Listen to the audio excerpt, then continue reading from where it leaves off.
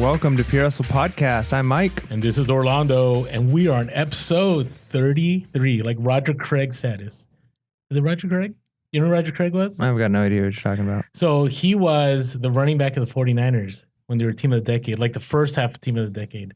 Oh. So it's special to me. I know.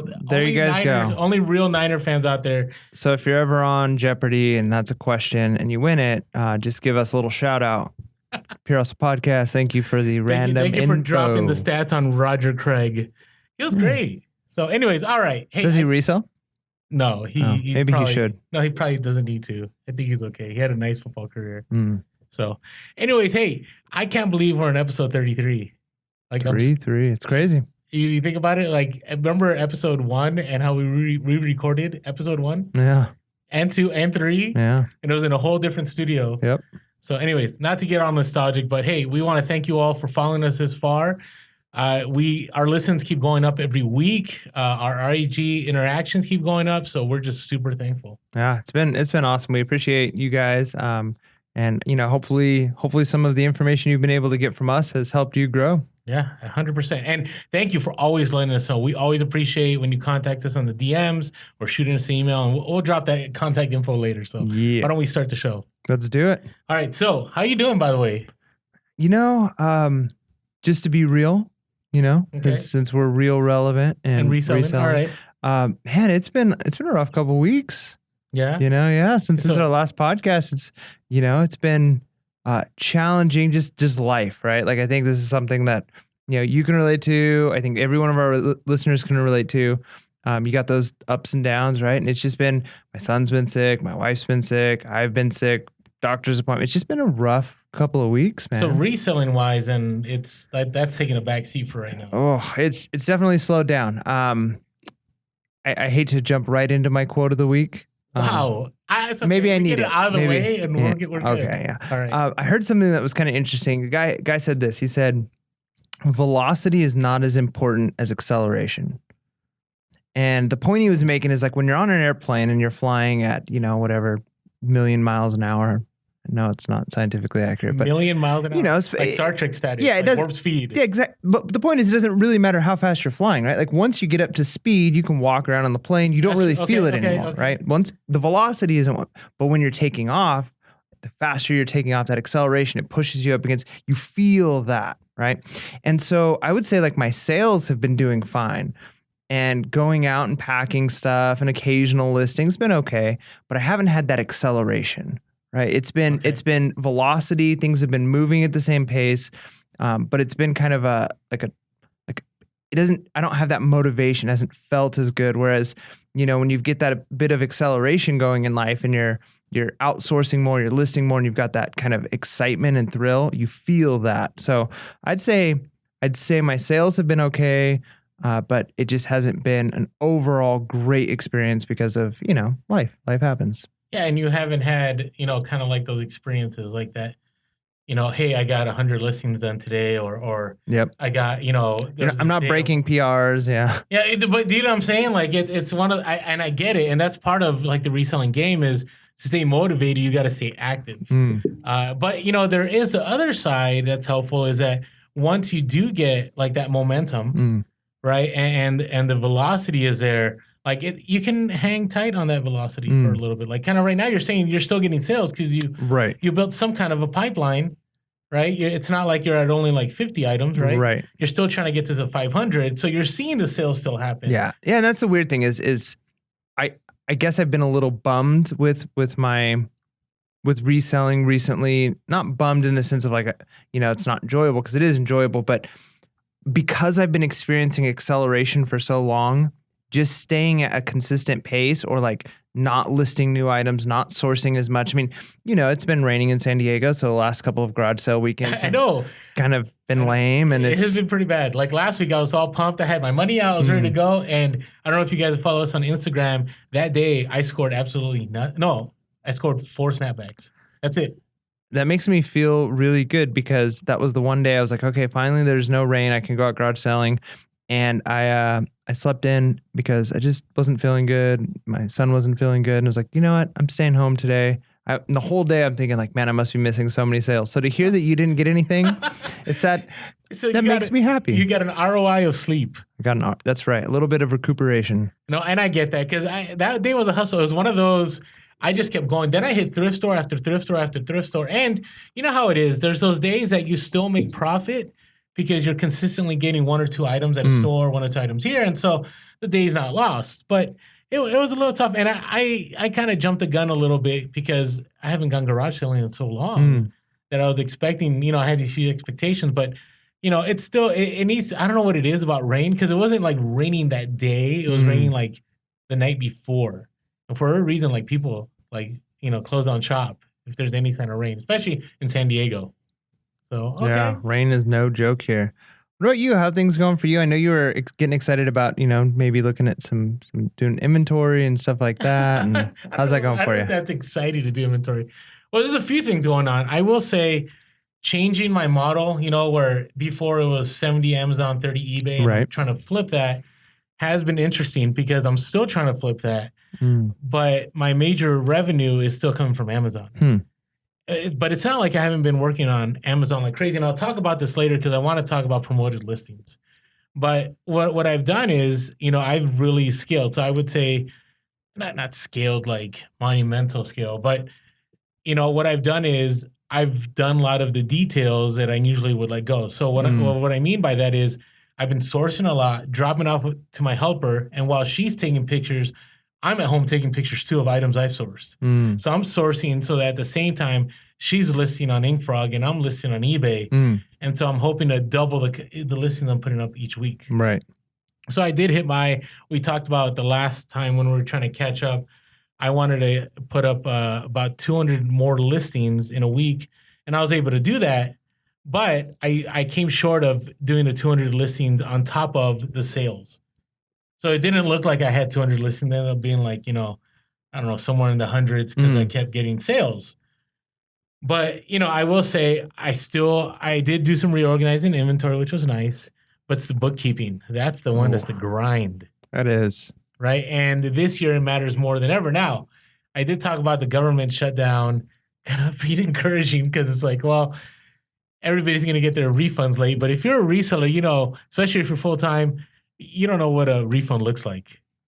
And so I've been kind of lagging on that. So I need to get on that. It's going to be kind of my goals for next week. So how's your bookkeeping going? Fun. Yeah. Yeah. I mean, that's one of those things I've started doing a little bit better of keeping receipts at garage sales I'm going to. Just like writing it down. You mean I've got a receipt book, and so when I get back in my car, I before I leave, I write down the addresses of a few of the main stops I'm going to go, so it's already done. And then as I leave the house, if I got 4 or 5 items, I just write them down and what I paid for them. So that is, I'm hoping, going to help. That way, I've got because for a while when I first started, it's like I was buying items and I was putting it up, and then I'd get an offer on it, and I'm like, oh, they're offering me $25 for it, and I'm like, so are these the shoes that I bought for $10 or the shoes that I bought for $2? Because it makes a difference, No, see, I don't. That's so wild. So I know a lot of people do that. I know some people that use the custom SKU label. And so when they get an offer, they can look at the label and it tells them like what day they have like a code for where they got it and for how much. I'm pretty much able to remember all of it. All of it? Yeah, it's weird. I remember a lot, but there's I've talked about shoes a bunch, but I've got probably 8 pairs of Cole Haans currently, and I've probably sold like 10 in the last couple of months, and they start to just blend. It's like, oh, another pair of wingtip Cole Haans. And I guess if I just did an average of, well, I buy some of them for $2 and some of them for 10, I could just kind of average out what they're worth. But I still want to make sure I'm making, is this one that I should be charging a little bit more on? Yeah, I would say the one that's hard to catch or to remember is the retail arbitrage ones. Because you're right. Like thrifting garage sales, chances are you probably paid $1 to $10 or maybe a little more. But when it's retail arbitrage, let's say you get an offer for $80 on something you had for $100. But reality is you paid $40 and you don't remember, like you could have just been breaking even and you're like, yes, I made a sale, but reality is you're just breaking even. So that's where I think it really matters to have that down. Yeah, no, that's true. So makes a difference. Well, okay, so you were talking about organization, revamping your inventory process, have you done any of the custom SKU label stuff yet? We've got the plan for it. We've got the whole organization system. We've done quite a few. We've gone through and done a few of the custom SKUs. We were planning on doing a full day where we were just going to go through all of our inventory and just get it done. But like I said at the beginning of the episode, it's been a week. It's been one of those, that there hasn't been free time for it, and I guess that's an excuse, you make time, but also, you have to choose what the priorities are in any given day or moment, and custom SKUs was not up there. No, but okay, so those of you that are listening to the podcast, let me explain to you how busy Mike is. Okay, we're in studio and Mike is still in his teacher attire. Yeah, and what time is it? It's like 8:30 at night. It's something like that. So Mike is in his tie. Okay, so I don't know if Mike got dressed up for the podcast, but Mike, I don't think he's actually gone home yet today. Have you gone home? No, I have not been home. Okay, so I 100% get where you're at, because like tonight, if I was still a vice principal, it would have been one of those nights where I was working all night. Then you do the school open house, and I would have been here recording the studio in a suit coat and stuff. So I 100%. So.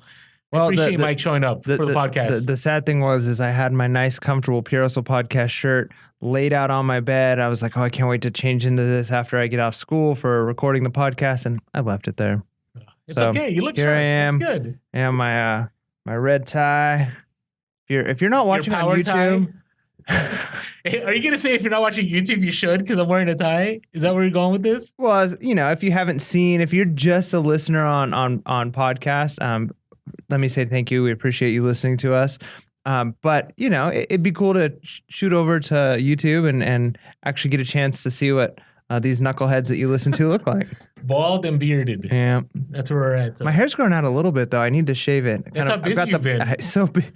Yeah, it's bad. It's all good. No, it's good. All right. Now, I will tell you, I am in this weird phase right now as a full-time reseller, because I think I talked about this a little bit last 2 podcasts ago. I've never experienced full-time in January. Is it crazy? Well, it's not that it's crazy. It's kind of like you don't know where to go, right? And again, Instagram becomes one of those places where you have all these options, right? So some people are going to the Nike store. Some people are going to Ross. Some people are going to Walmart. Some people are going to Target. Some people are just doing thrifting and garage sales. And it's kind of like, where do I go? So I'm still trying to navigate, what is the best way to keep this going? And again, Amazon's so tempting, because as much as I'm building eBay, I didn't mention this, is that Amazon is still like kicking in like crazy. So, and I'm still selling some Q4 stuff, but now there's stuff that I've been sourcing early January that is quickly selling on Amazon. And eBay's been good, and I'll talk about that in a little bit. So that's kind of where we're at. So you got any stories you'd like to share? How about you go first? Let me think if I've got anything good to Okay. All right. Well, I got a few today. I don't want to go too much into this, but we're trying to it sounds like this podcast just started in this wah, right? Like, we're so busy, we don't know what to do. But it's funny because it reminded me of a conversation I had with somebody that was in education. And so they approached me and they're like, hey, Orlando, what are you up to these days? And I'm like, remember those days where like I would go to garage sales and I tell you how much I sold stuff for? And I say, you know what? I do that full time now. And he kind of looked at me and goes, what do you mean you do it full time? I'm like, well, I do eBay and I do Amazon, and it's enough to pay my bills and a little extra, and I'm really enjoying it. And I have a lot more time with my family. And this comment just stung. He goes, and no offense to anybody that operates a swap meet, okay? Because I think there's money to be made at swap meets. But he said it in a kind of derogatory tone. He goes, so what you're saying is you run a virtual swap meet? And I'm like, what? Well, what do you mean? Like, is that bad? Like, is it bad that I sell you? Why is it any worse that I do a virtual swap meet, quote unquote, than Walmart, who sells cheap goods? Than Target that sells discounted, or Ross or Marshall's. Like, you shop there. So, and it just is one of those that I go, wow, we're still in this place where, number one, people just don't understand like reselling.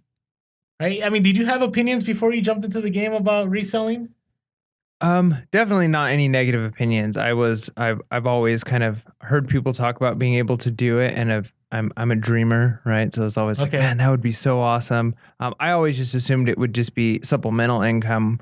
I didn't realize the potential for being able to make enough money to live in San Diego, one of the most expensive cities in the entire United States. It's still mind-boggling that it's possible. It's amazing. So yeah, I've never thought bad about it, but we are a culture that primarily we put our identity in what we do, right? Like that's one of the first things you ask somebody. I mean, just small talk, and it makes sense. I mean, it's a way to connect with people, but you meet somebody and it's like, oh, so what do you do? Right. And I feel like, we put a lot of our self-worth on what it is that we do or not, which is kind of a silly thing if you think about, because what you do is only one small aspect of like who you are as a person. 100%. Right. But it is a quick way of being able to, present something about yourself. But I kind of look at it as,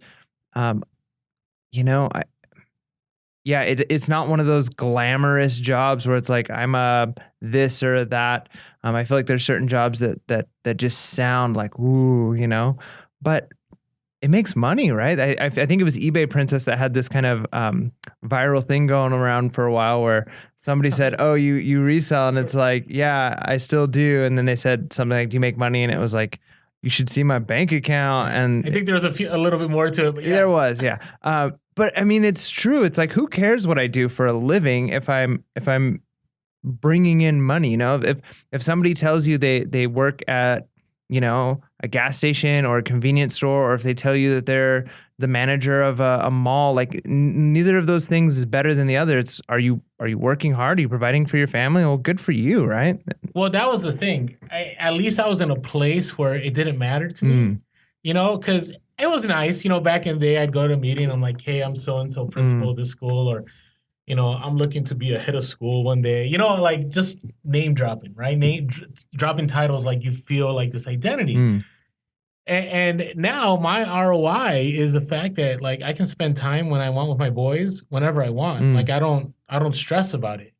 If I need to drop whatever I'm doing, like the other day I took my son to a monster truck rally, which never been in one of those, but it actually was pretty expensive, I would say. It was more than I thought it'd be, and I was able to get front row seats. Nice. But I was sitting there with other people that were doing pretty well for themselves, and I got to enjoy that evening, and I didn't have to stress about time. I didn't have to stress about finances, and I've done stuff like that. I've gone to Disneyland, and I've never had to worry. I've been able to stay at nice hotels, and I don't have like this major title, but I've been able to take care of my family, and so it was just a reminder that like no matter how far we get as far as being non-judgmental about people, it's still there. Yeah. The stigma is still there. The entrepreneur stigma is still there. Because I thought we were far removed from that, but I think a little bit it's still there. Yeah. Well, and that's the hard thing too is just the title itself. And we've put a lot of IG questions out before. People have told us like what they say instead, of a reseller. But it's hard because it isn't an indication of your success, and no job title really is, because you could say you're a CEO of a company and that doesn't tell anybody really how successful you are. You might be a terrible CEO and about to lose your job, or you could be a great CEO. So it's the same thing with reselling. It's like, I'm a reseller. Well, you might be a reseller that is struggling, or you might be a reseller that's bringing in close to 6 figures and you've got tons of time with your family and all of these things. So the title itself doesn't say anything. Maybe just answer with like, what do you do? I spend tons of time with my family. There you go. That's a good way. It was one of those like, hey, I got to go on this trip and I didn't do all that, but it was kind of one of those where I wish now in retrospect, if I had said, hey, as a result of what I've been doing, I've been able to do this and this and this, and I haven't been held back. Just show me your bank account. I know. See, that's the other game I don't like playing either. Like, anyways, all right. Well, how about you? What do you got going on here? Random stories. No, I don't have anything. I don't have anything really good or random. He usually does this and then he drops something later on. Yeah, I might think of something as time goes. But I don't have anything super random or exciting. So that negative feedback thing remember the guy was threatening you? Where did that land? I've got like 3 items that we talked about last week or the week before that there's still nothing on. Like they haven't. There's ski boots that they were supposed to return. They never opened up the return. We told them like, sure, just go ahead and open up the case and we'll take it back and give you a full refund. And they never have. And it's been almost a month. Same thing with the broken dishes. It's been almost a month and they haven't opened up a return case. And we just told them, send us pictures and we'll refund you. Nothing, right? They've gone dark. So we're at this place where we check every single day. Because when we had the negative feedback, unjustly put on our account by eBay and they immediately removed it. This is a pretty like real episode. It is. We noticed it was on there for like 2 days before we were able to get them to remove it. Because once they told us like, oh, we'll cite it in your favor, they did, but they didn't remove the negative feedback until we had to call again the next day. And then they finally removed the negative feedback. But our sales, we had 0 sales while we had that negative feedback up. The moment they took it off, we started getting sales again. So I don't know if that was coincidence, but so we're a little stressed out about if we get a negative feedback, we want to make sure to jump on it immediately. I agree with you. I don't think they were connected. Probably not. Because what I find is, there's people that still have like, you'll see like their feedback's like 99.8%. Some of you that are listening maybe are at that place where you have that 99 or that 95. Like you're still making consistent sales. I had a funny one because I sold this polo barn jacket. So barn jacket are like those khaki jackets. They button down the front. And it was vintage. And I always put measurements, like always. And I got a negative feedback. And the feedback said sleeves were too short. I'm like, what? What do you I have measurements. Like, did you like not measure yourself? I mean, granted, I never measure anything like when I buy for myself. And I'm just thinking like, why does this person leave this negative feedback? And so it was like the easiest feedback to remove. I mean, I'm talking about 7 minutes. I called eBay, tell them what's going on. And the person was like laughing with me about it. And sure enough, within 7 minutes, feedback removed because the measurements were there. Right. And so, we've talked about that before. Like, what are the good ways of selling clothes? And I would say if you're selling any kind of clothes, I know people go back and forth. I know one reseller that never puts measurements, but putting measurements is just another barrier to stop people from giving you negative feedback. That's true. So it helped. It just made me laugh because like the measurements are right there, man. It even says the size, and I put in parentheses, please see measurements below for proper fit. So it all worked out. So we were good with that. Nice. So I got a question for you. Have you been doing the pirate ship at all? Have you checked it out? Yeah. We have some other discounts we're able to use through various means for different shipping methods. That's nefarious. That's a vaguest way I can present that. Okay. But we've used Pirate Ship a couple of times, and certainly it's less expensive than just shipping through USPS. Okay. So we've been happy. Anytime we're shipping through USPS, it's definitely cheaper than like the eBay amount that they've given us. But a lot of times we're able to ship through UPS even cheaper. So okay. And the reason I say that, we're going to go into our current topics, but I am fully integrated with Pirate Ship now. How long has it been around? Like, have you been missing out for a while? We have been. Like, I was doing some research, and I was going on YouTube, and there's like YouTube videos from, I don't know, maybe a year ago. Like, maybe it's been longer. And because there's other programs like it. There's like Fit Shipper, and there's some others where you got to pay. But yeah, and it's one of those, like, you know anything about me. Like, I need to hear things a few times before I apply it, right? And it was really nice. And I'll just, we'll talk about this. So you notice our last episode, we began to ask, hey, if you really appreciate the show and you value what we've been doing, like, we'd appreciate your donations. There's a link at the bottom for you to be able to donate directly through PayPal or to subscribe monthly to donate. And again, we're always going to offer the content free just if you ever want to help us out. Because, this takes time away, right? I mean, right now you're losing time with your family and so on, and from reselling, and it's just another way to say thank you. And somebody had actually messaged us and said, we donated to you the money that we saved on Pirate Ship. Yeah, I saw that. That's awesome. Like, that is so awesome. So I just, thank you guys that have donated so far. If you haven't had a chance and you'd like to, there's a link at the bottom of this YouTube video. There's also a link in our link tree and our Instagram. Hey, we're here for you. We never want to charge you for content. We always want to be able to provide this for free. For free. So with that said, Make sure to follow us if you're not following us on IG. There's a lot of stuff we're dropping on IG. Pure Hustle Podcast, on Twitter, Pure Hustle Cast, on Facebook, or Pure Hustle Podcast. Give us a call, 619-738-1170. That's 619-738-1170. Always feel free to email us at purehustlepodcast@gmail.com. Am I missing a platform? Probably a couple. Okay. But that's okay. We're Pure Hustle Podcast everywhere except on Twitter. Just Google us. Just I don't know. You know, it's so funny when I've Googled us before just to see what shows up, and like some of the IG posts show up. That's funny. Like, it's so random. Isn't that weird? There. Maybe let us know if you're a listener. Google yourself. Do you ever find anything? Is it weird? It is. What happens when you Google yourself? When I type in my name, I could be a coach of a soccer team. I could be an Olympic. So there's other like Orlando.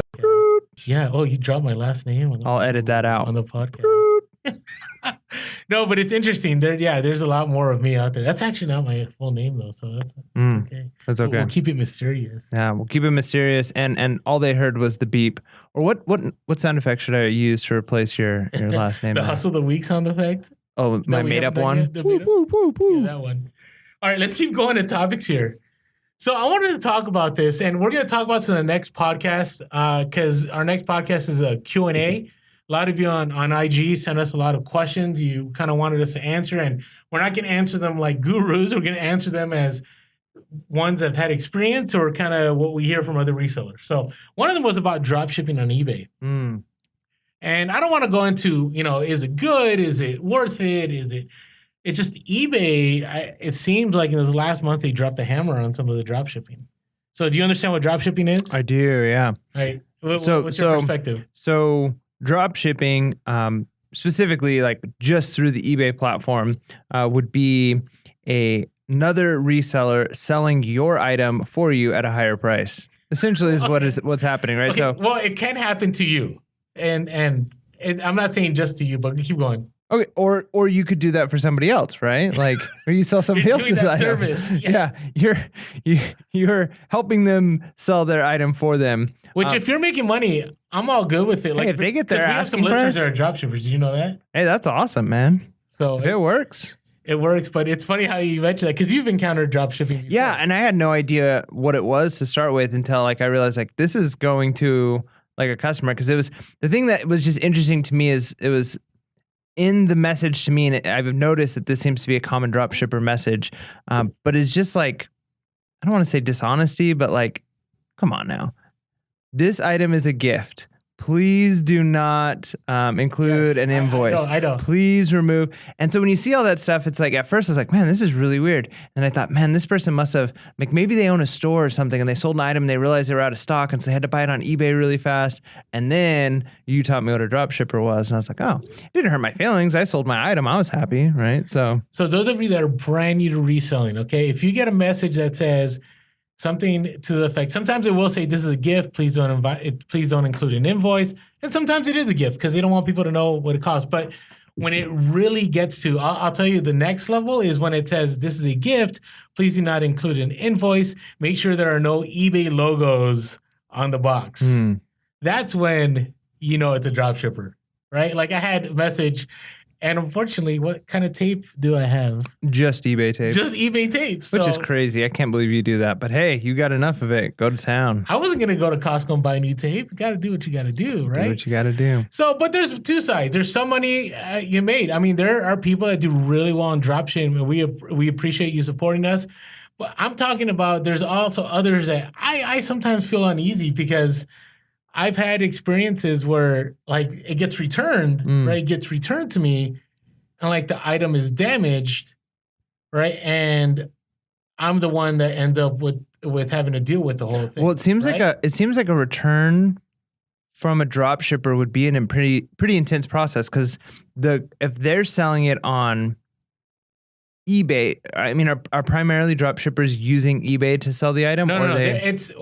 There's a lot of ways. There's one way where you could do drop shipping from Amazon. Okay. All right. So you sell something on eBay, and then you go to Amazon, and then you send it as a gift through Amazon. Gotcha. Right, and use your Prime membership, which isn't allowed. Then there's the other way where you do it through Walmart. We've had people contact us, and I know some of you have contacted us where you drop ship and Walmart, you can't really prevent at least I don't think, maybe I'm off, but you can't prevent Walmart from putting their own invoice inside of their box that they send it, right? So, a buyer gets and they're like, I thought I bought this from eBay, but why is this a Walmart box or Home Depot or whatever you're using? And so with all of that, you're kind of like stuck.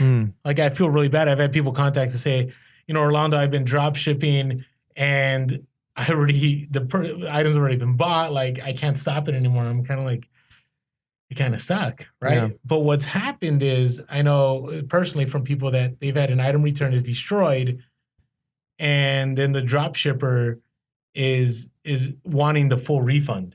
But the item wasn't returned by the drop shipper, it was returned by the person that bought it. Right.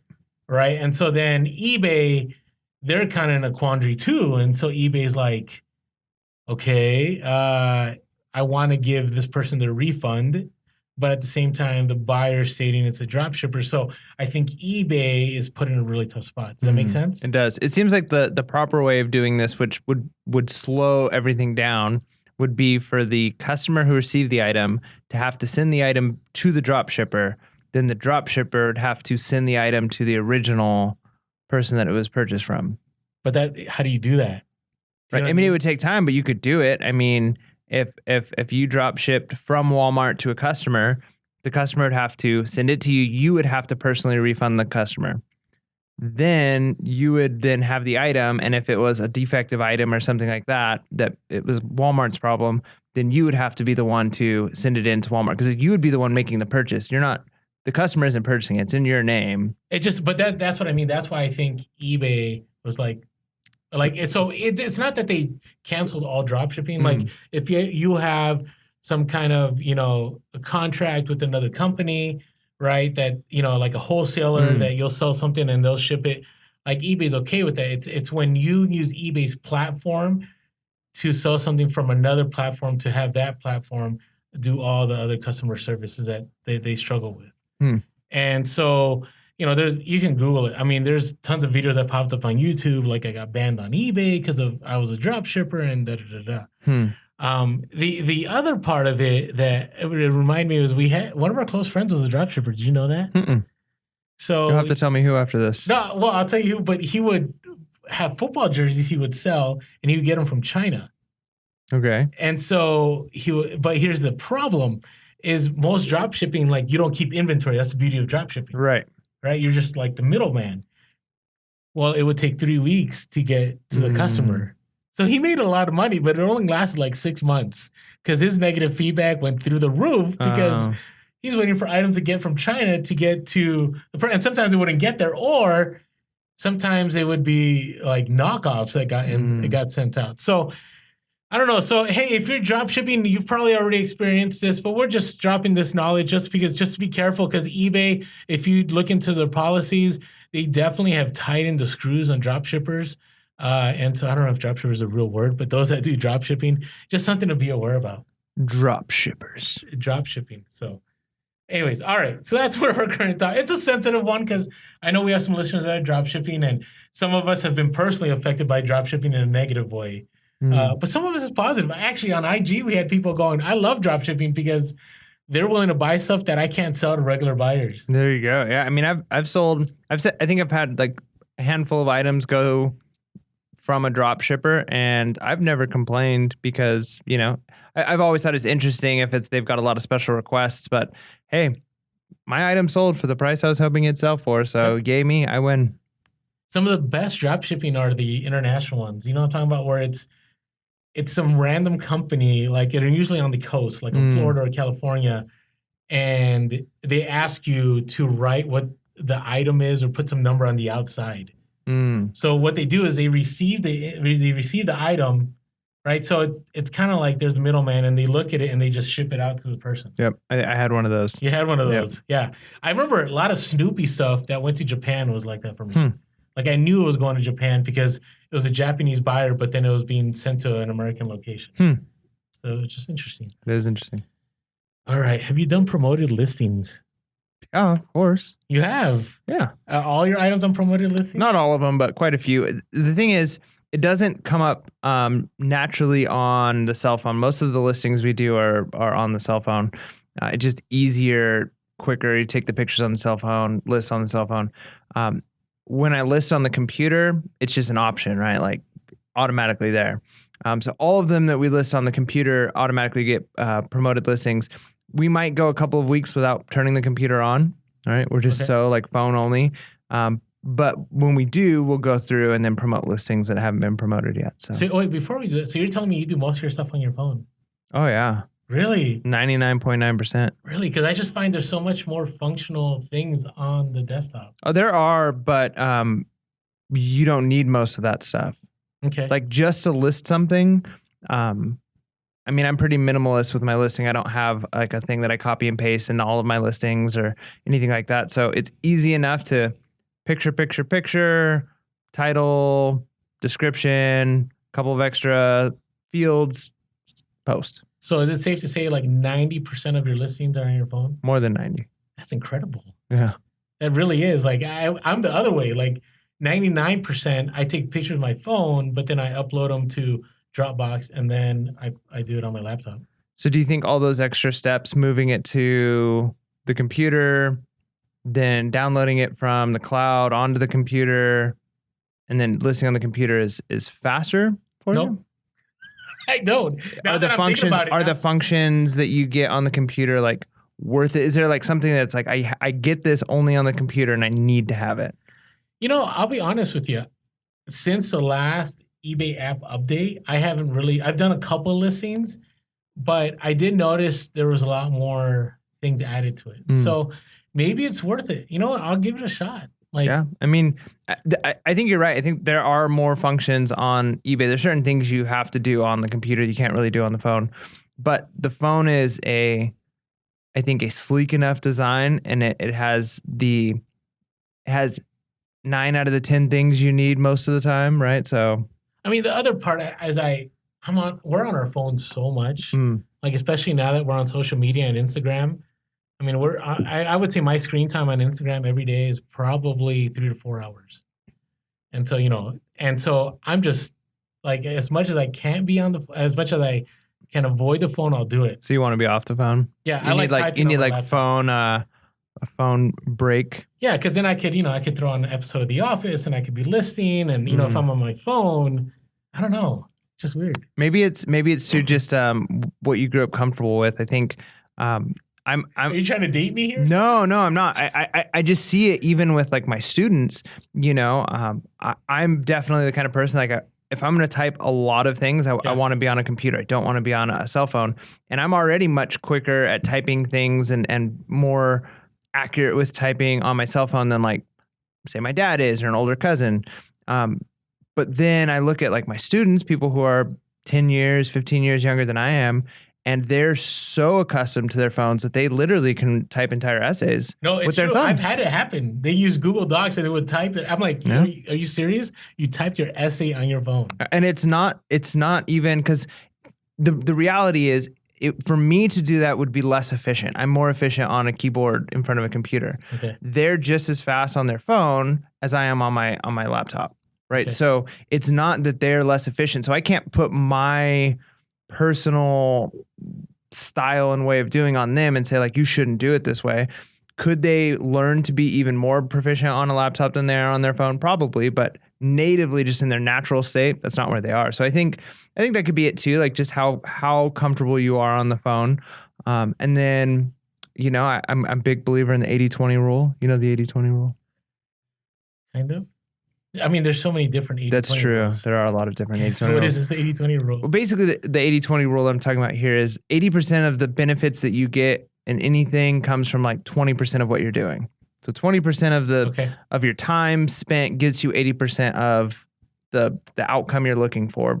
And I think it's the same with the phone. Like I think the app on the eBay app might only have 20% of the functionality that the computer has, but it's probably getting you 80% of the total results you're looking for.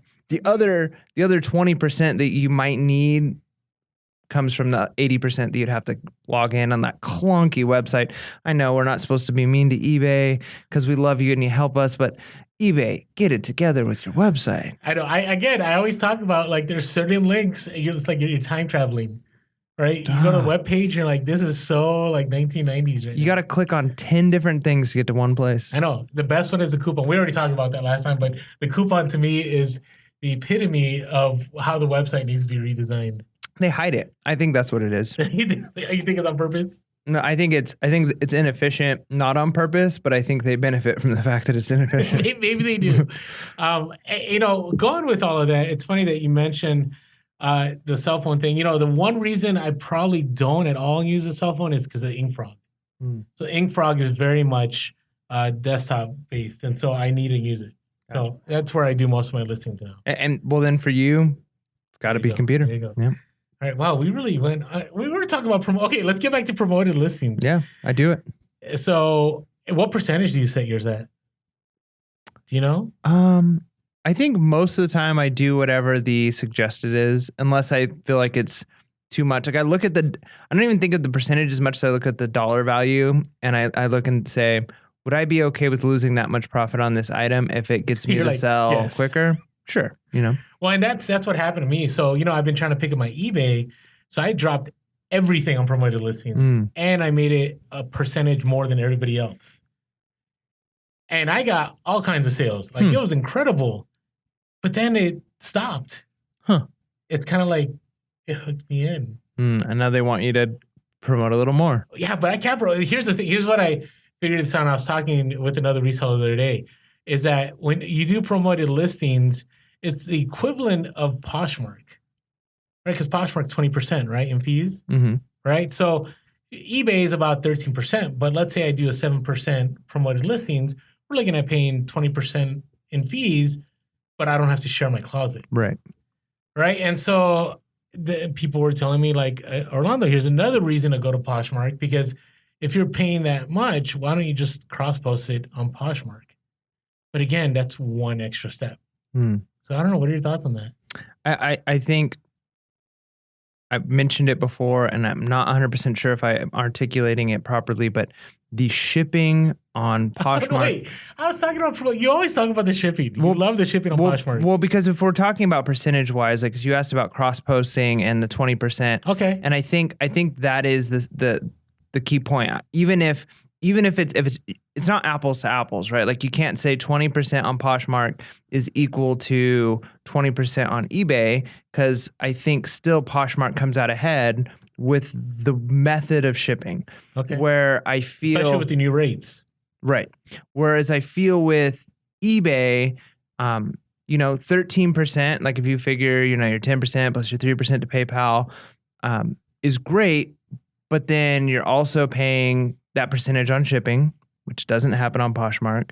You're also paying for a shipping label, which you never have to purchase a shipping label on Poshmark. The shipping label, when you sell an item, it's in your inbox. You just click on it and print out the shipping label. It's done for you. I know that, yeah. So I think that percentage-wise, it's not apples to apples. So I think, yes, Poshmark's 20%, but I don't think that's equivalent to a 20% fee on eBay.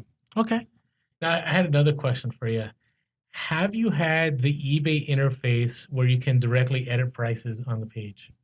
You know what I'm talking about?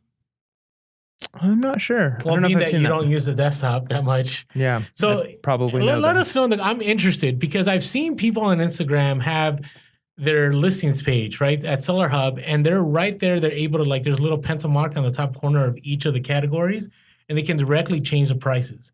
I still have to hit edit, go into there, change the price, and hit submit. And I've tried to find every which way. Is it browser? Do you think you're using the wrong browser? I'm on Safari. Safari. I love Safari. Ugh. He's an Android guy. I'm an Apple guy. It's not even Android. It's Chrome is for almost everything.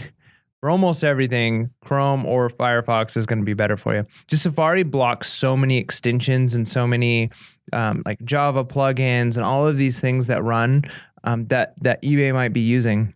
Okay. So I don't know. Try it. Try it on Chrome. See if it changes. I've seen people do it online, and I'm just like, what? Why don't I have this? Like, I saw somebody in England having this. And do you know that I think we're like behind England as far as eBay, like as far as like the biggest amount of like reselling that gets added. Like we're like number 3 or something. Somebody had mentioned that somewhere. So you're saying England uses eBay more than we do? What I'm saying is maybe they treat people in England better than they treat us. It's very possible. It is possible. But anyways, maybe if you guys know, I would love for you to tell me how I can get that new interface. Because right now with the postal rates, like first class mail is killing me right now. I have free shipping on all my clothing for first class, and it's jumped up. And the padded flat rate has jumped up, I think, like 85 cents. Oof. Which over time, maybe it's a little more, a little less, somewhere around there. And I really, I have, over 1,000 items. I really want to update all of them on the same screen. And so if you know a way to get to the new interface, let us know in the comments below. It'd be greatly appreciated. Or DM us. Just let us know. So I hope it's the browser. Like it might not be, but I'd say 50% of problems can be solved by changing your browser. I don't think it's the browser. Like, because if it was the browser, like that would be pretty wild. Like I'm learning now during the podcast, I'm like super interested if it's the browser. But, I don't want to take up too much of our time trying to figure all this out. So, all right, let's move on to our next topic. Are you ready for, we already got a little controversial here and there, but I want to talk about Netflix a little bit. Ooh, Netflix. I want to talk about 2 shows. Something I used to watch. You don't watch and list? I don't have time, man. Why? No, but I do it. Like, to me, one of the most relaxing things, I'll put on a show on Netflix, and then what I'll do is I'll list while I'm watching that show. Yeah, I don't. Maybe that would work for certain shows. There's only a handful of shows that I watch. You have to pay attention the whole time? You got to pay attention for me. I don't know. I don't watch much TV at all anymore, so... But what specifically about Netflix? Just watching and there's a couple of shows. There's the one show Tidying Up, and you had mentioned that. Do you remember? Yeah, yep. Right, the Tidying Up show. I'm trying to. Do you remember who's the main star on there? I don't remember what the lady's name is. But I'll look it up right now. So okay, yeah. So it's Tidying Up. It's basically like a minimalist with Marie Kondo. Yeah. And here's a funny thing. There's some good stuff on that show. Like I was just watching it for researching for the podcast because a lot of people are saying they're getting a lot of donations. Have you been seeing some of that? Donations as far as a result of the show. Personal like people are coming to them like, hey, I know you resell, here's some stuff. No. So the show is all about minimalism. Right. Like in a sense, like so a lot of people are getting rid of their clutter and they're donating it. To like thrift stores? To thrift stores. Okay. So there's been like news stories out there like Marie Kondo is having a major effect on Goodwill and other thrift stores. That sounds amazing. It is, but so it's funny because I really go, is this really happening? Because I've had people on IG DM me and send me pictures actually like, look at this Goodwill, look at all the stuff we're getting. And in San Diego, it's just not happening. So I talked to a few thrift store managers that we have relationships with, and they just said at least in San Diego, it's just coincidence. Because it's a lot of the New Year stuff that was donated before the New Year.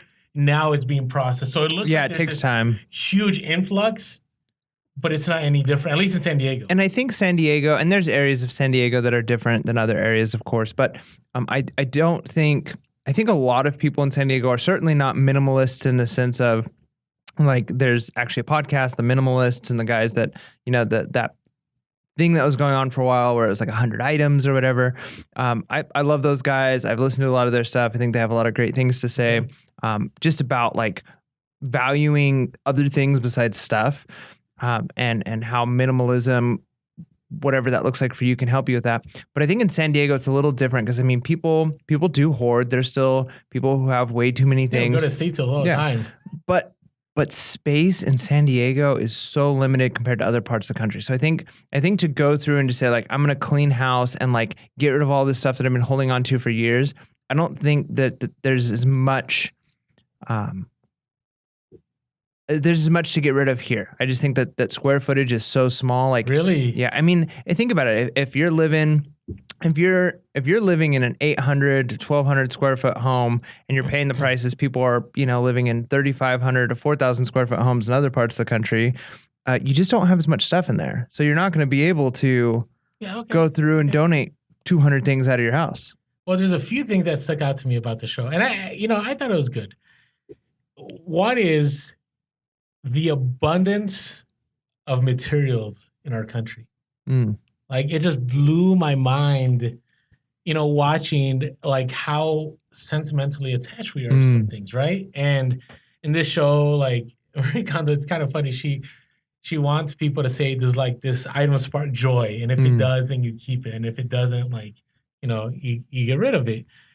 And, watching some of these episodes, I'm like, wow, like that's a lot of stuff. And to me, it provided hope in reselling that, no matter what we go through, if the economy keeps surging, there's still going to be abundance. And if the economy goes into recession, as resellers, we're going to have an abundance to work with. Yeah, I think there's two aspects of that, right? There's the aspect of it with there's things that people are holding on to that is future treasure for us to pick through, right? That's one aspect.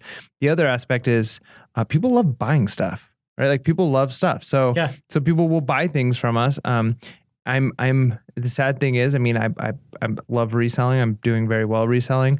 And I'm not really big on like consumerism. I'm not like a hardcore minimalist by any means, but I know for a fact, I've experienced in my life that stuff just doesn't satisfy. Like we put so much hope and we put so much of our happiness into things that just don't actually bring happiness, and you have to go buy more stuff and buy more stuff. And then you hold on to the stuff and you don't get rid of it, even though you don't really like it that much. It just sits in a drawer.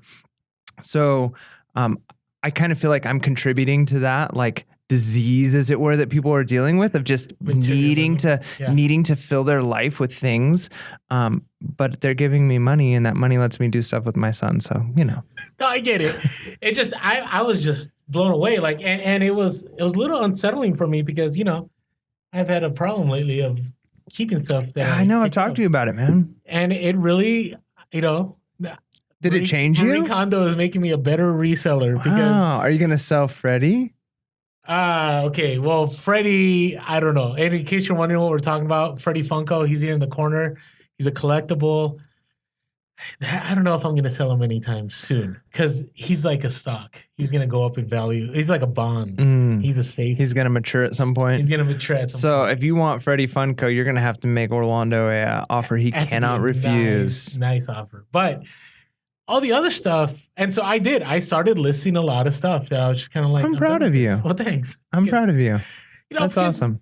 But again, it's just, I love watching American pickers, and I go, I want to be one of those guys. That has all the stuff? Yeah, where a picker shows up and I'm like, oh yeah, I remember back in 2004, I picked that up at an estate sale, and it just was hard. I think it's so cool. That I don't want to be that guy. Okay. Well, but you understand, like those guys are like wealthy. Oh, I'm sure they are. You know what I mean? Think about it. If you have all that acreage with junk on it, like you have to be doing pretty well. Maybe. Land is king. Yeah, but again, like we're coming at it from a bias of what land is here. Or land that we don't have. That's true, right? But I mean, yeah, sometimes those. Okay, so there are collectors who collect things who are very wealthy and they're very savvy and they're like curators of like great things and history, right? And then there are people who are hoarding onto things they probably shouldn't. And there's a fine line between that. And I think that's where you got to find the balance. And I just worry, at what point, because this is something I've had to deal with because there's a lot of things that I like. I'm naturally a collector. I want to collect and have a little bit of everything. And I have to fight against that because otherwise I will fill up my house with junk. No, I agree. And it's not junk. I mean, it's great stuff, but I don't want to be that guy. No, I know. I'm not, because they don't ever want to get rid of any of that stuff, right? That is true. It's just so cool, like the stuff they've had for such a long time. Anyways, okay. Moving on from that. So I thought it was good. We're not here. We don't review shows. It's just maybe we should. Maybe that should be like a little segment we do. Like, what show are we watching right now? Pure Hustle podcast previews. That's it. Boom. Our name goes with anything. Pure Hustle previews. It's so random. All right. So along with that, there's another show. This one's gonna spark. Some people are gonna be like, "Oh," and some people are gonna be like, "Oh, it's awesome." Slobby's World. What? On Netflix. So, have you ever heard of this guy, Slobby Robbie? Never heard of him. Okay. So he owns a store. It's a resale shop over in Arizona. Okay, and it's a new show on Netflix, and these shows are always staged, right? It's not like organic, but it was an interesting show. And again, those of you that language is one of those things that you like to keep bad language to a minimum. Like I would definitely watch the show without your kids, and if it doesn't bother you, you'll be fine watching it. It's wherever you land on things. But it definitely was one of those shows that did two things for me. Number one, it validated, I think, what we do in the sense that this guy, he is selling vintage 90s stuff, 80s stuff for good money. And I've had people approach me and go, hey, Orlando, we looked up the comps and the comps aren't what they're selling in the show. And some of it, that's true. Like you can sell certain items at a premium because of who you are. Right. You get what I'm saying? Yeah. And the other part of it is that some of the items it's just people didn't know what they were looking at. Like for instance, if you ever run into a Harley Davidson 3D emblem, like the logo's a 3D emblem, it's a 3D emblem shirt, like you're looking at good money.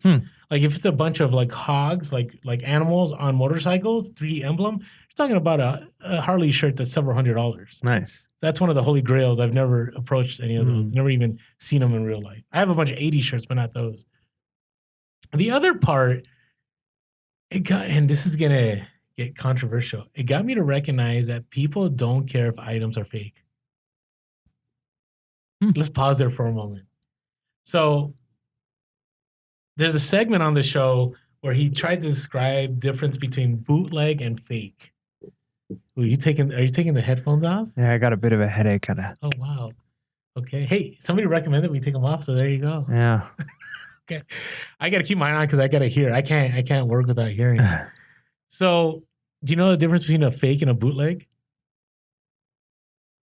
No, would you inform me? I have no idea. So this was new to me. So to me, learn me this. There you go. That's teacher grammar right there.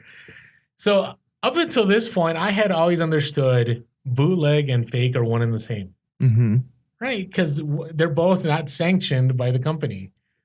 So according to the way it was described, and I thought he broke it down in a way that made sense to me, and I'll explain to you why, was fake is something that somebody tried to imitate that a company had released for their own gain.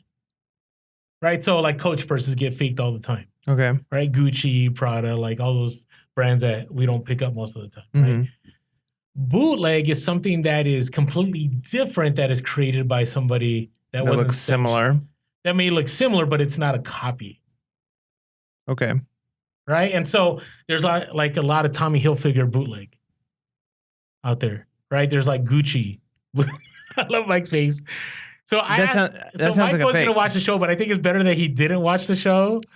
So we get a non-biased perspective on this. Okay, because I mean, I guess I understand semantically the idea of a fake being, I've got a Gucci logo on it. It's not really a Gucci purse. It wasn't made by Gucci. What it sounded like at first you were saying with bootleg would be, I'm making another company called Moochie, which looks just like Gucci, but I'm not claiming to be Gucci. My logo looks pretty close, but it's slightly different. And it's not, is that what you mean? Well, that's bootleg. Okay, so but I'm not selling it as a Gucci. In the comments, you can comment because this can get controversial. So like when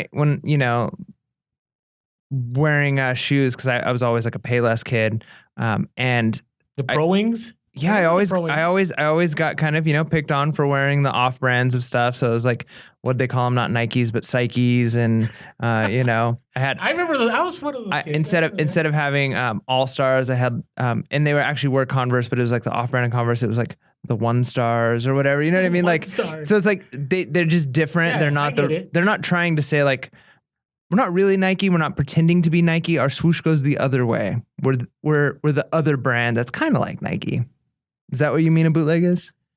Yeah, or it still uses the Nike logo, or it still uses the Gucci name. It's just a different product entirely. So, for instance, like if somebody copied our Purosa podcast shirt, right, it would be the same design exactly, but it wouldn't be like we didn't allow. So that's a fake? We didn't allow somebody to do it. Like, so for instance, let's say we had high quality t-shirts and they use a different material, right? But they still copied it. Mm-hmm. Like that would be fake. Bootleg would be if somebody's like, hey, I'm going to make a cool. Orlando just said cute.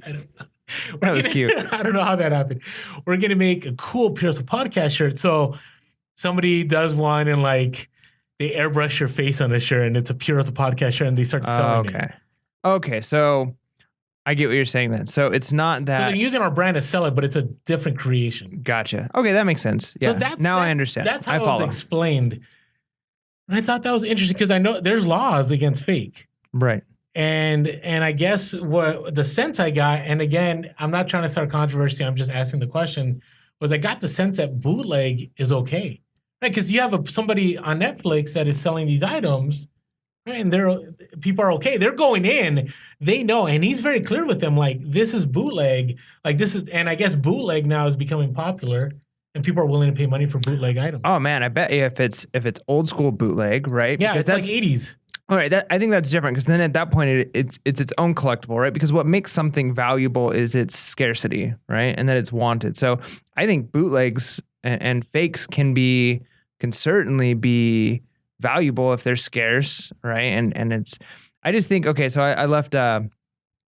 Now that I'm understanding what you mean by bootleg, I went to a concert a couple weekends ago. I went to see 21 Pilots. My wife took me. It was awesome. But they were selling the shirts in there, like legitimately, like they had the booth set up and the shirts, a t-shirt was selling for like $35. And it's like, no, I'm not getting any t-shirts.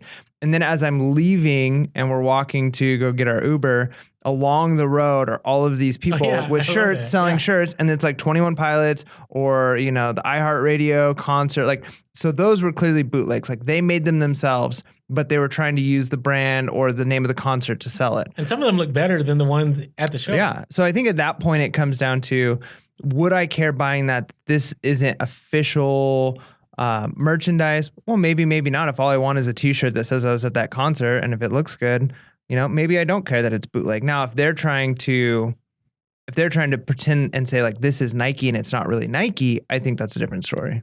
Yeah, well, and that's where I'm struggling. So, and I already pulled this listing because I know people know our stores and I don't want people like getting upset. Well, I had a football jersey I picked up, and I picked it up at the Goodwill for $12.50. And I had somebody message me and say, you got awesome pictures, but your pictures show how fake your jersey is. I was like, wow, okay. And I thanked them. I said, hey, thanks so much. They told me they were a collector of this brand and it's very clear it was fake. But then I did some more research on eBay and my jersey looked just like everybody else's jersey, right? And he had pointed out a couple of things, but then there was like so many different variations. And so I go, okay, maybe mine is a fake, maybe it's a bootleg. But then so I pulled the listing. And I did the read, because I told them, I said, hey, I appreciate it. I probably need to investigate this more. So I investigated it more. And then after doing that research, I go, it's really hard for me to determine if this is fake. Like I can't, like the obvious reasons that it's fake aren't there, right? And so I listed it, and I ended up selling the jersey for $200.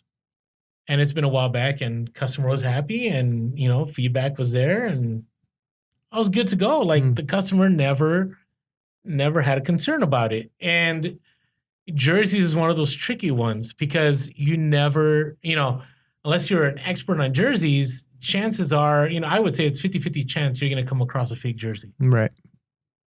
But I've sold several that I've been iffy about, and it's never been a problem.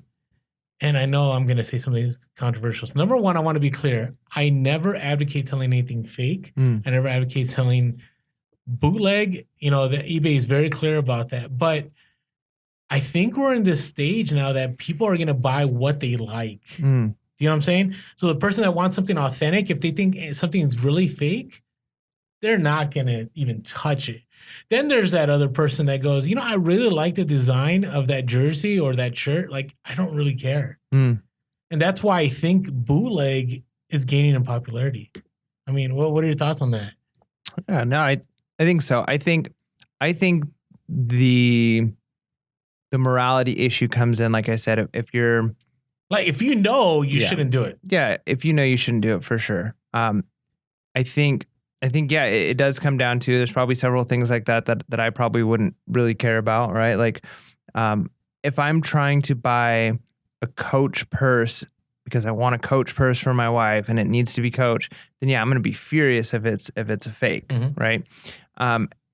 If, however, I want a really comfortable shirt and I don't really care about the brand, or I want a really cool looking purse and it's the style I'm after, not, I probably don't care what the name brand is on it or whether or not it's fake.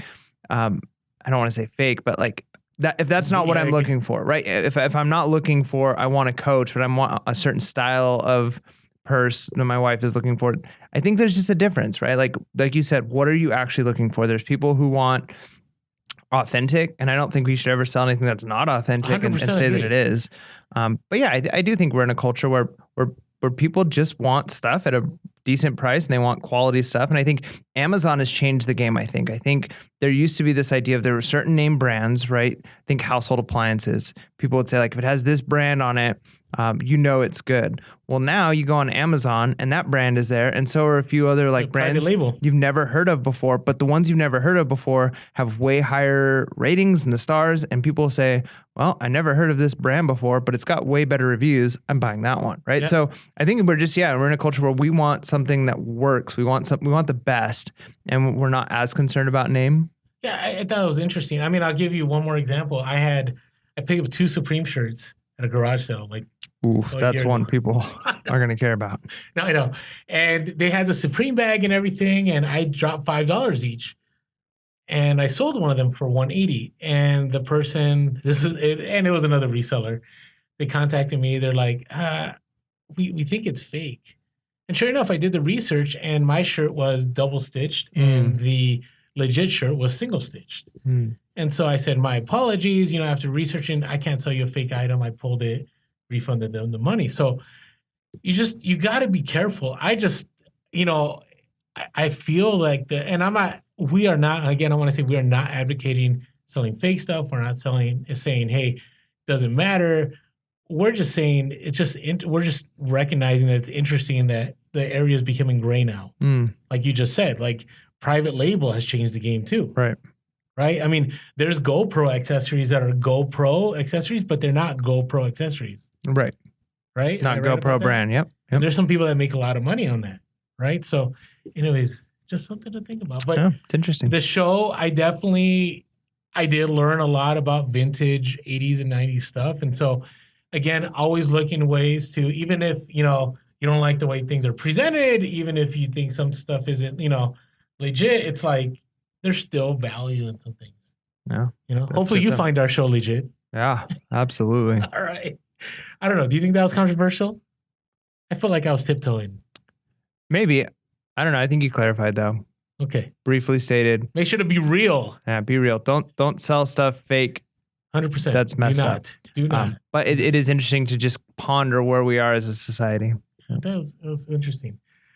All right. Are we ready for the hustles of the week? Hustle of the week. We have some good hustles. We always have good hustles of the week. And if you haven't yet, on Instagram, #hustle of the week. And we always take a look at those. So this time we had some people DM us. Some of these I DM'd the people because I thought they were great. I thought we should talk about it. So I always look forward to just hearing what you guys have. So absolutely. Do you want to get us started, Mike? Yeah, let's do this. All right. So our first hustle of the week comes from John. His Instagram handle is @John_P_Carlson. So he was listening to one of our podcasts and heard or kind of listened to us talk about the fact that playoff gear is big, right? Like that's the thing. Yeah. If there's a team in the playoffs, their stuff goes up, right? So make sure you're paying attention to sports. So anyways, he hears that playoff stuff is a hot ticket item. And so he was at a Goodwill and saw some Rams jerseys and he picks them up for $10 each, sells them overnight for $30 each plus shipping, like overnight, boom. So the reason we put that, still profit is made. It's not like, it's mega monumental, but it's that fast nickel that we talked about, right? took advantage of it, saw it, didn't waste. Because, the Rams lose the Super Bowl, like those jerseys aren't going to be worth. Yeah, they could sit for a while. They could sit for a while. But now, he's able to make that quick, fast nickel, and he made that profit. So yeah, turn it over quickly if you can get that fast nickel, especially with things that are in season like that, right? If it's a playoff team, maybe even be willing to take a lower price if it's going to get it out of the door quickly, because you never know how long you're going to sit on it. So. And it's wild because, it's one of those things that wasn't on his mind, but now he went in, and that's one of the things we always talk about, like have a preset ideas of things you should be looking for, right? Notice, the blue and the gold coming from the shoulders, and then go, I probably should pick these up because they're in the Super Bowl. Yeah, and I don't really watch sports, so I might need to start paying more attention. No, I agree, especially players, because certain jerseys are worth more than others. Oh, I'm sure. Yeah, I'd have no idea. I would just be like, I don't know. Is this person good, important? Well, at least you got your phone. You could do the research, though. I could do the research, but it probably take a little bit more time. I hear some people talk about sports, and it's like, man, these guys know a lot of stuff. No, I know. There's a lot to know. But hey, appreciate you, John, sharing with that, because again, we love it when people share with us that, hey, they heard the podcast or they saw an IG post and they took action on it, and it ended up providing them some ROI. Yeah, so it's a hustle of the week and a BOLO and evidence that hey, something we said was worthwhile, right? So I hope so. There's at least something. I hope so. All right. Got another one for you. You ready for this one? Oh, this is a good one. I like this one. This is a good one. I like the other one too. Don't get me wrong. I like this one too, though. I like all the hustles of the week. They're all encouraging. awesome. All right, so this one comes from Brad. His IG handle is at son of a seller. That's pretty good. Yeah. That's a good son of a seller. And he's an IG, and if you haven't been following him, you got to follow him. He has some legit awesome stuff. Guy's legit. Yeah, absolutely. He travels in his RV and he resells, and it's just cool. So cool. All right, here we go. So he goes to a clearance area of a flea market. So this is stuff that's been sitting for a while, right? If you go into like a Goodwill or any kind of a flea market or anything like that, if you go into a store and it's stuff in clearance, it means it's been there for a long time. Nobody's picking it up. Nobody's buying it. And he was able to pick up 16 packages of dead stock of Fruit of the Loom underwear wait. for $8. Repeat that. What was it? Dead stock of? Fruit of the Loom underwear. Like the typical Fruit of the Loom underwear. Which to me, it's one of those, it's funny. So you'll know what we're talking about if you go on Instagram and you go to son of a seller. It's like one of his last 2 IG posts. And it's old school. Like is it just like whitey tighty underwear?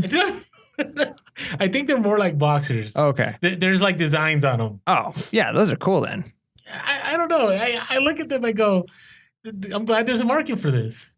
Oh man, it's a BOLO now. I'm not saying I don't know where Fruit of the Loom is, man, but I've discovered that there is a growing, expanding market for like high-end male boxers and briefs. Like, really, it is amazing. Like, if you go on Amazon right now and you were to type in, guys boxers, guys briefs, there are pairs. I think one of the brands. Just in my spare time.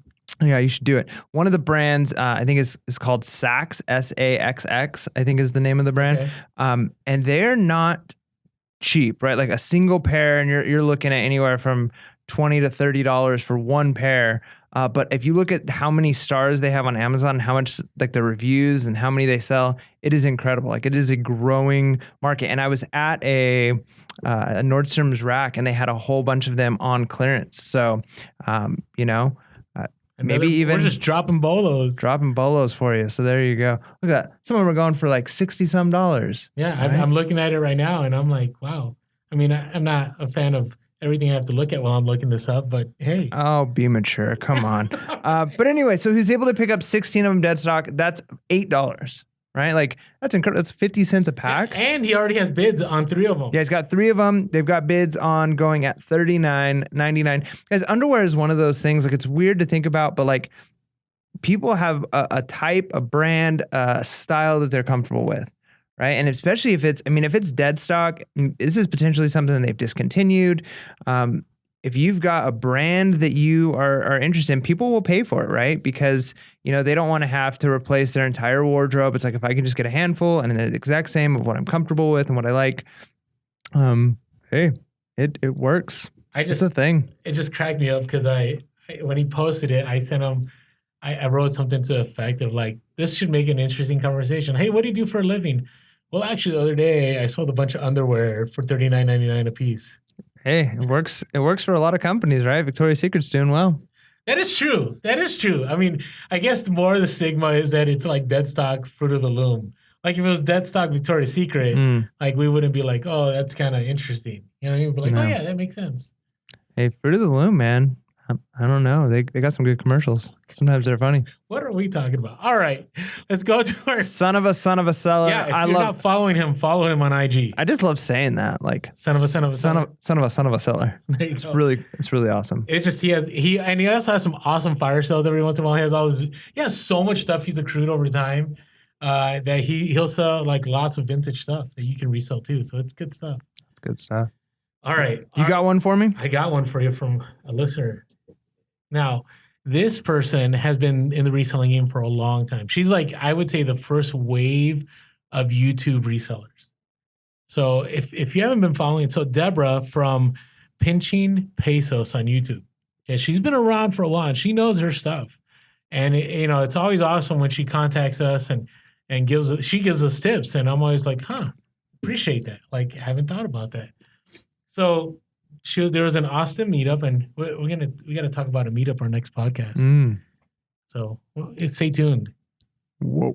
Okay. All right.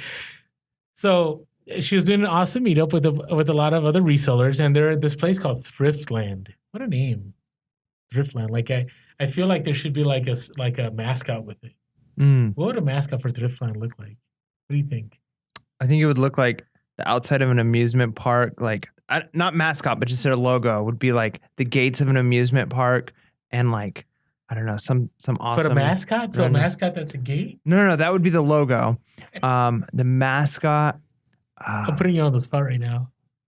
It would be like a walking pile of stuff, like with eyes coming out of it, or arms. No, I think the mascot should be. Have you Labyrinth? Yeah. The thing at the end that's walking around that's like stuff, and it just has all the stuff on its back. Nice. That would be the mascot. Okay, there you go. So Thriftland, if you want to sponsor us, we've given you a mascot. Yeah. There you Jeff. go. So okay. So longtime reseller, actually part of the first wave of YouTubers that talk about reselling. She also hosts the Resellers too. So if you haven't, subscribed or followed her yet, you should. On IG, she is. Now, this is going to get complicated, so track with me. I'm trying to say this right. So if I say this wrong, I'm sorry, Deborah. It is Debble Bebble. So DEBBLEBEBBLE. Double Bebble. Double Bebble. I like saying that too. Son of a seller and Double Bebble. There you go. There you go. Do us a favor. If you go and follow either of those two, if you're not following them now and you follow them, just let them know Pure Hustle Podcast sent you. Okay, right? There you go. So she was in an awesome meetup, and she's just waiting in Thriftland, like everybody's trying to check out and everything. And she notices a nice pair of kids' shoes, and then she notices this bag full of like peanuts, like not peanuts, but like Charlie Brown, Snoopy, Lucy, and all that of Christmas ornaments. And another reseller, I guess, like passed it up like 20 minutes ago. So she puts the bag aside and she's looking at the shoe and she's really interested because it looks kind of cool. And then she begins to look at the ornaments and she begins to notice like these are very valuable Hallmark ornaments. Nice. Valuable meaning that, okay, so you go to, we don't have Savers around here, but Goodwill does it where they bunch everything into a bag, they staple it and they put the price tag on there. So it was $12.99, and since it was a Christmas item, it was half off. Right? It does the research. Okay, that set of ornaments, if it was complete, so unfortunately, it was missing, I believe, Linus. If it had Linus, it would have been worth $600 new, $400 used. Nice. Isn't that crazy? So I remember seeing this in the IG story. So picked it up, and then right away sold Lucy for $125. Whoa. Okay, so she had them all up at best offer, and then sold Charlie Brown for $35. and also sold Schroeder. You know who Schroeder was? Remember the piano kid? Oh, yeah. Okay. For $80. Oh. Okay. That's impressive. Look at the thing. So I had them all at best offer and still has Snoopy left. Sounds like that'd be the big one. You would think so. I don't know. She had said, I'm trying to look up at the DMs. She had said that Linus is actually the more expensive, but I could be wrong. Either way, that is a definitely hustle of the week because I look at those bags and I do look at the bags, but sometimes it's just kind of like, is it worth it? I used to look at them for like calculators, like TI-84s and stuff. But that's awesome because not only was she not looking for it, but she was waiting for people, looking at another item, and then came across this. But again, there's something about that reseller eye that develops over time. Yeah, right? I can see that. I'm sure Deborah noticed something about it, and that's why she picked it up. Yeah. So that was definitely a hustle of the week. Double Bevel. So Double Bevel on IG. So if you haven't had a chance, make sure to follow her on YouTube, subscribe on YouTube. Reseller Stew is one of the shows that she hosts on her channel under Pinching Pesos. So make sure to check out all of our people. John_P_Carlson on IG. Brad at son of a seller on IG. Son of a seller. And you got Deborah. Double Bevel. DEBBLEBEBBLE on Instagram. Is it Double Bevel or is it Debbly Bebbly? It could be that. That sounds cool too. Deborah, if you're listening, let us know. Yeah, let us know. Hope we didn't mess that up. Yeah, much. if we butchered it, we're sorry. Hopefully we get a bunch of people heading your way, and if you do, go let Deborah know we sent you. But hey, thank you all. Thank you, John. Thank you, Brad. Thank you, Deborah, for sending us your hustle of the week. And if you have any hustles of the week, hey, make sure to hashtag hustle of the week. Make sure to tag us, Pure Hustle Podcast on Instagram. Woo. So we're there for you. We'd love to just, whether it's in an IG story or on the podcast, we'd love to just, showcase you. That's right. What about you? Did you have a hustle? We still have hustle of the week. Wow. All right. So mine isn't a hustle of the week that's come to completion, but I still want to share it. Let's hear it. Because, what's our thoughts about thrift stores? How often should you visit a thrift store? Well, ideally every day. Okay. Every day you should be at one thrift store. So, and I already, some of you saw the story on IG, and there's, my favorite Goodwill, and I stopped there pretty much every day. And I stopped in one day, and I was just like, well, maybe I'll pick up some Myrtle shoes or there or something. And I show up, and the first thing I see is I see a Harley plush, and I see a Harley bandana, and I go, I wonder if there's more Harley. So everything was out in the bin still. So I start looking, and I find a pair of Harley boots, another pair of Harley boots, another pair of Harley shoes, another Harley, like 4 or 5 sets of Harley items. And I'm like, sweet, this is definitely hustle of the week. But I keep looking at the other store, at other parts of the store. And then I come across this sweater. Have you ever heard of Dale of Norway? Mm-mm. Okay. I've heard of Dale of Norway, never come across the Dale of Norway. So I'm like, interesting. So I look it up, and what I notice is that my sweater is new with tags, and it's $12.99. So I'm like, that's kind of pricey. I look it up. This sweater and variations of it have sold on eBay. The comps are $400. Ooh. And I'm like, wait, this can't be right. Right? So, I do the IG story. I'm like, it's too good to be true. So I had all these people DM me like, Orlando, I sell used ones like these for $100, $200 all the time. Wow. So the fact that you got a new with tags, you're going to get at the least $300. You may get the $400 on this sweater. So not only did I have a Harley haul, but I had this Dale of Norway haul that was just icing, like major icing, like, you probably shouldn't eat the icing. Yeah, it's like buttercream icing. Yeah, like the good stuff. Yeah, I'm more of like a whipped cream ice cream, but that's like over the top, extra sugar buttercream. Yeah, and I was like, wow. I was just blown away because, again, this is why I love reselling. Like, it is like we are treasure hunters. Yes. Except we're not looking for certain treasures, but the treasures just randomly show up. You're just looking for treasure in general, not like specific. But like even a treasure hunter, I don't think they were like, I'm only looking for like 3-ounce gold coins. It was like any treasure. Yeah, I just was like, wow. So I still gotta list it. It's funny because I'm backlogged. Like I've held on to all my valuable stuff.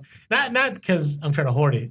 It's just I'm waiting for a time to just list it all. So Nice. I don't know when that time is gonna be, but we'll see. So Okay. all right, how about you? Again, I've got to give this one to my wife. I know. Wow, I'm always week number 4. It is week number 4. But here's the thing. But here's the thing. Maybe you're good at certain things, and maybe she's good at other things. Yeah, I mean, and it works. Part of it is I haven't been able to source. Like our arrangement typically is I'm the sourcer. She does a lot of the pictures and listing. She does some sourcing too. It just kind of depends. But she ended up through a contact of hers ran into a company that was getting rid of a bunch of stuff that they were using as like display items. Okay. And they were just like they don't manufacture them anymore. They have no use for them. So they were just getting rid of them. So she collected a bunch of these items that they were just going to get rid of. We started doing the research on what they were worth, and they're worth money, right? So we started listing them on our store, all for free. So wow, ROI is going to nice be, ROI. infinite, I guess is the percentage there. But yeah, we're talking like some items over $100 each, several items at, $20 to $50, but all of it for free. So, Nice. Contacts I think that's, I guess, the moral of the story here. Kind of like you started when you mentioned, have you gotten any donations? And I kind of joked and said people giving it to you, but I think there is something to be said when people know that you do this, right? When you're unashamedly a reseller and people know like, hey, I've got stuff we're trying to offload. Are you interested? Could you sell this? When you have those contacts, sometimes those doors open up for you. And I will tell you, some of the best deals have been like that. Oh, it reminds me, I did get a call from somebody who's my Hawaiian shirt dealer that contacted me, and I never contacted them like 3 weeks ago. That's a bummer. That's a bummer. I'm so glad that we were real on the podcast about that one. Got to be real. So, okay, that's awesome. Yeah. So, and again, yeah, I agree. Like I had a similar story. Somebody was, I have a friend who remodels offices and had a whole office. I remember you helped. Remember we had all that office equipment? Oh yeah. Yep. Right. We brought some, but one of my best scores I ever had was, were you there when the school closed down and we bid stuff for the school and then we were able to buy some stuff on the side? Yeah. Like that was a mega score. Like I bought 10 dual decks. I bought 3 document cameras. I don't know what else for I think I dropped like $400 and it was just, so yeah, I 100% agree with what you're saying. Remember the backbreaking work though? That was some work. It's not fun. But it's okay because the side hustle we made off of that was definitely worth it. It's worth it. So, all right. Hey, real quick, again, if you haven't had a chance, make sure you're following us on IG, Pure Hustle Podcast, on Twitter, Pure Hustle Cast, on Facebook, Pure Hustle Podcast, on YouTube. This is the one we really want to. We're almost at 1,000, guys. Almost at 1,000. We're like, I think 952. Yeah, subscribe. So if you haven't had a chance yet, please subscribe. I know if you just listen to the podcast, still subscribe because it opens doors for us to be able to do more things on YouTube once we get to that 1,000 subscribers. So please do. Make sure hit that the thumbs up. If you didn't like the podcast, still hit the thumbs up. So weird. We always have that one person that doesn't like our podcast. Yeah, it's like one on every single one. So, we got a hater, and I like that. I love my haters. I love you. If you're listening, I want to reach out to you and go, please tell us, what we did that, we got the thumbs down. No, I honestly believe they don't actually listen. And if they do listen and don't like it, yeah, let us know. You're just asking for more thumbs down. No, I don't think so.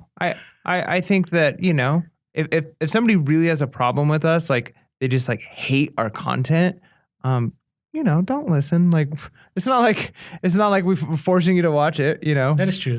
So, and it's free. Yeah. It's free. So anyways, if you haven't had a chance, also, share our podcast, share our YouTube, that'd be great. And last of all, just remember there's a link at the bottom. If you'd like to just say, hey, thank you, Mike and Orlando, for what you do. Here's a small donation. Always greatly appreciated. So thanks so much. Bolo time. Bolo, you go first. Oh, what do you got? So I've really been trying to help people by not getting too specific on my bolo, right? Because you hear a really specific one and maybe it'll help, but I like being more generic these days just because it allows you to keep your eyes open on stuff. And I know this is going to be super generic, but I'm even like going, should I share this generic? But I gotta tell you, like 90s stuff right now is fire. I think it's even more fire than it was a year ago. The reason I say this is because I've been selling like repop stuff that's not from the 90s, that's made to look like the 90s, and it's still selling for good money.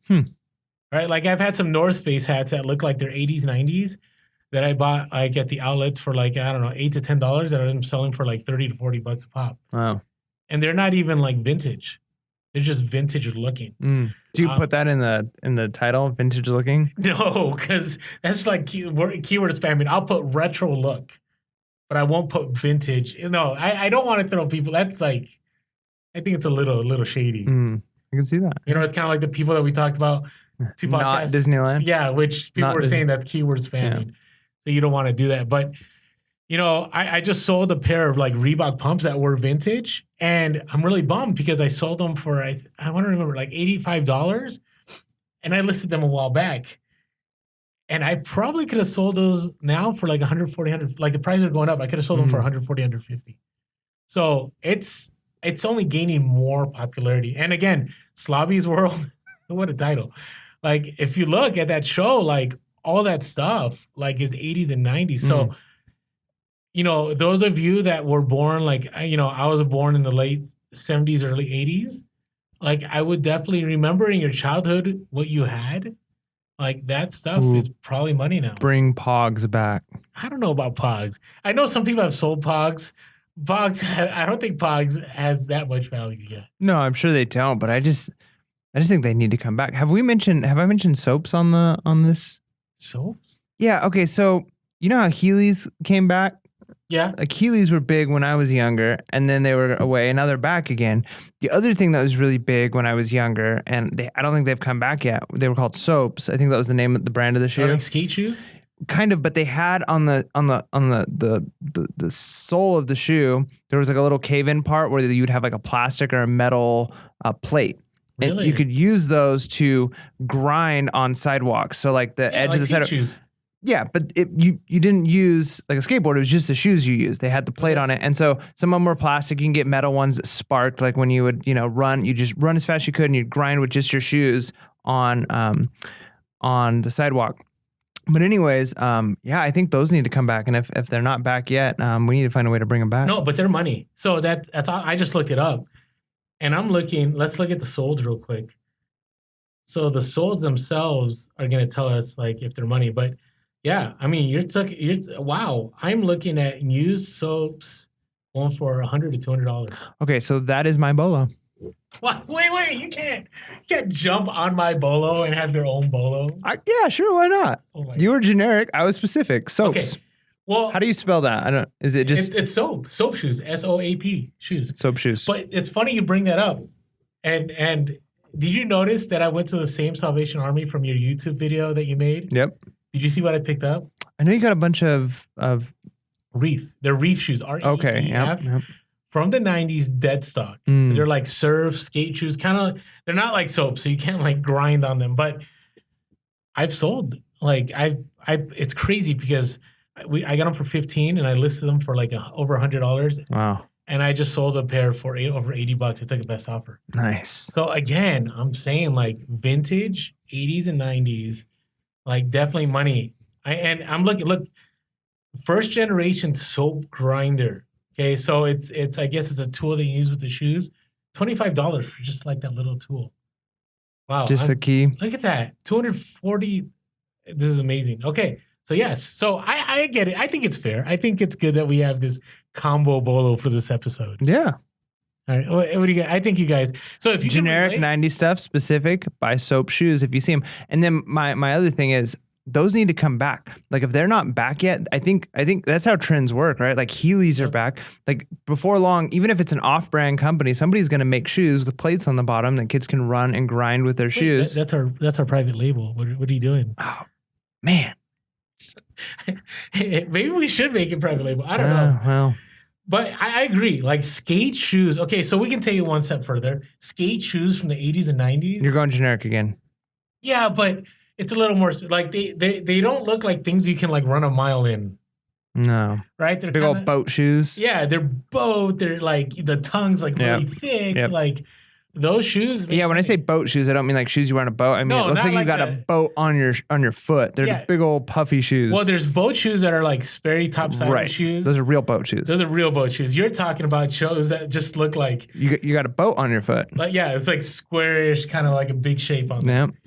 Yeah, that was my jam, man. When I was in junior high, I was a poser, which is somebody who pretended to be a skater. Nice. And I was to the point where I had the big old, probably Payless brand skate shoes, and all of the cool kids had like the front of their shoes were falling apart because of the way they'd ride their skateboard. I could never do tricks and stuff, so I literally would like mess it up on purpose and like duct tape it to make it look like I could. Yeah, so I'm familiar with the skate shoes. You guys get to know more about us each week. That's right. Oh my goodness, name dropping and now poser and. I haven't talked about who name dropped. Did we name drop in this episode? No, remember we removed it, so it's not there anymore. Oh, I see what you mean. The fact that I said your name. Gotcha. Oh, my name's Orlando. Orlando from Pure House Podcast. Yes. All right. Anyways, this is getting a little awkward right now. Okay, so Bolo, keep an eye. 80s, 90s, soap shoes, Vans again. If you can find some Vans from the 80s or 90s. One of my biggest sales I ever had, and I'll talk about this another time, was a pair of Vans. Actually, 2 pairs of Vans. I still have the third one I'm waiting to sell. Nice. So we'll see what happens. All right. So now that we've moved on from Bolo, let's talk about what are you looking forward to coming up here? Having a week of acceleration and not just velocity. No, going back to the quote of the week. That's right. Bringing it full circle. Right. Yeah. I want that momentum again, man. You guys know what that's like. Just the feeling of your store is growing, you're sourcing more, you're listing more, you're getting those scores, and you're not just like kind of on cruise control. Okay. So I'm ready to get out there and source. I'm ready to list more, and just, crush it. Nice. So do you have a certain number of listings you want? Yeah, a lot. Isn't our word discipline? Yeah, that's my discipline. More. Word of the year? More discipline. Okay, I'll leave you alone. You're busy. I've been where you've been. Like I'll never forget, like there were those weeks where I didn't go listing. I didn't go listing. I didn't go sourcing at all for an entire week. And it was just like miserable. Like, and then eventually the sales died because you don't have inventory. So I get it. So I'm looking forward to you coming back with an awesome report in a couple of weeks. That's right. About you accelerating, gaining more velocity. That's right. All right. What about you? What are you looking forward to? I want to keep building my eBay inventory, but more importantly, and this is the third time I think I've mentioned this, I got to get ready for taxes. Dun, dun, dun. And the reason I want to get ready for taxes, there's the estimated quarterly, that you got to pay if you're a full-time guy. But I don't want, because I'm not submitting anything until the 15th of April. But I don't want to go to the 15th of April and have these huge like shock eyes going, oh my, I have to pay all of this. Like I want to know ahead of time. So, whatever profits I make, I'm ready for it and I'm good to go. Right. And on top of that, I definitely, what I'm finding right now as a new full-time reseller in January, right? I've been doing this for 6 months, but I kind of feel like I don't have a set, like this is what I'm doing during the week. Right? It's kind of like I go with the flow. So one day, like today, I woke up and I said, you know what? I got to get to the store and I got to do some sourcing. And I actually had planned out that I was going to take care of all my dual decks. And they're still sitting. I haven't now. I did take care of all my business phones. I got those bubble wrapped, but I still haven't sent them in like I planned on because I want to send a huge shipment to Amazon. You know what a good strategy for that is? And you can tell me discipline? Well, discipline, but more specific. A Marie Kondo? And there's a lot of different ways of doing this, but one thing I like to do, plan out a month, then plan out a week, then plan out the day. But write down, specifically if you're just thinking like for the week, write down all the things you got to do that week. And then write a 1 next to all the things that are like most important, crucial you've got to do. Oh, no, I've done that before. 2 next to all the things that are, okay. 3 next. Yeah, no, I get it. Because if you've got a 1 next to, I've got to get through my dual decks, right? And then going sourcing is a 2, don't even do any 2s until all of your 1s are done. Yeah. See, and the reason I buck against that, because that's what I did as a vice principal. I had my to-do list every day. I had my priorities. You know, the hard thing is like today, like the opportunity I had to source items was so huge. Like even if it was a 10, it became my 1 right away. Like I had to drop everything I was doing and go sourcing. It was such a good opportunity. But would you have known that if you were at home listing those dual decks? No, but then the next day I would have been like, I can't believe I missed out on that opportunity. But would you have known you missed out on it? I'm sure, because we're on social media. Like, here's the thing. This opportunity, like, I thought people were going to keep quiet about it because it was a major opportunity, and it's still happening. Some of you, if you go on IG, you know what it's about. People are getting some major deals on things. But it's like, you can't avoid it. Like, that's the bad thing about social media is, like, you're always feeling like you're missing out. FOMO. FOMO. I know what FOMO. Not only a way to pack your mugs, but it's anxiety too. That's right. So, all right, with all that being said, hey, make sure you're being real. Be relevant. And be reselling. Peace.